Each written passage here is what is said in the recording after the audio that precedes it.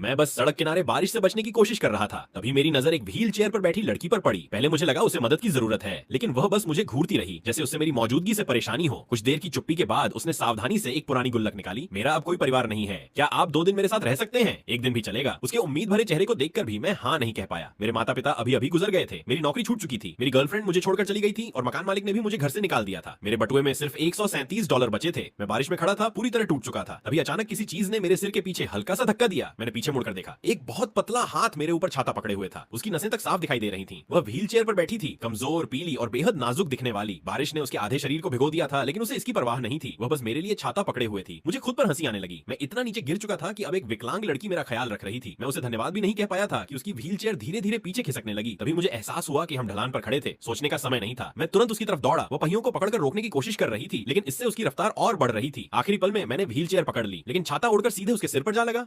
वो कुछ पल तक वहीं बैठी रही, सिर पर छाता अटका हुआ था। वो पहियों वाले मशरूम जैसी लग रही थी। तुम ठीक हो? इतनी रात को यहाँ अकेले क्या कर रही हो? जैसे ही ये शब्द मेरे मुंह से निकले, मुझे पछतावा हुआ। ये बिल्कुल किसी संदिग्ध आदमी जैसी बात लग रही थी। जैसा मैंने सोचा था, वह तुरंत सतर्क हो गई और डरी हुई बिल्ली की तरह अपनी व्हीलचेयर में सिमट गई। मैं बस टहलने निकली थी। अब घर जा रही हूँ। कोई ना कोई तुम्हारी चिंता कर रहा होगा। मेरा कोई नहीं है। मेरी दादी का कल निधन हो गया। ये सुनकर मेरा दिल बैठ गया। मैं सोचने लगा कि वह अब अकेले कैसे जी पाएगी, लेकिन मैं खुद भी इस समय अपनी जिंदगी नहीं संभाल पा रहा था। ये सच में मेरी समस्या नहीं थी। फिर भी शायद अपराध बोध की वजह से मैंने उसे घर तक छोड़ने का फैसला किया। मैंने उसकी व्हीलचेयर को धक्का देकर लिफ्ट तक पहुंचाया, फिर वापस जाने के लिए मुड़ा। बारिश में भीग जाओगे? उसकी यह बात सीधे दिल में लगी। वह खुद मुश्किल से संभल पा रही थी, फिर भी मेरी चिंता कर रही थी। ऐसा करते हैं, छाता मुझे उधार दे दो, मैं कल वापस कर दूंगा। अब तुम अंदर जाओ। वह और भी घबराई हुई लग रही थी, लेकिन उसकी उंगलियां अब भी मेरी बांह नहीं छोड़ रही थीं। तभी मुझे समझ आया, यह उसका रुकने के लिए कहने का तरीका था। इसलिए मैंने सोचा, चलो इसे पूरा कर देता हूँ। मैं उसे ऊपर तक छोड़ देता हूँ, फिर चला जाऊंगा। लेकिन ऊपर पहुंचकर मुझे पता चला कि उसका घर उस मंजिल पर नहीं था। वह उससे भी ऊपर छत पर था। वहां न कोई रैंप था, न लिफ्ट, सिर्फ बारिश से भीगी हुई खड़ी सीढ़ियां थीं जो अंधेरे में ऊपर जा रही थीं। मैं सोच भी नहीं सकता था कि वह अकेले ऊपर नीचे कैसे आती होगी। अच्छी बात यह थी कि उसका वजन ज्यादा नहीं था।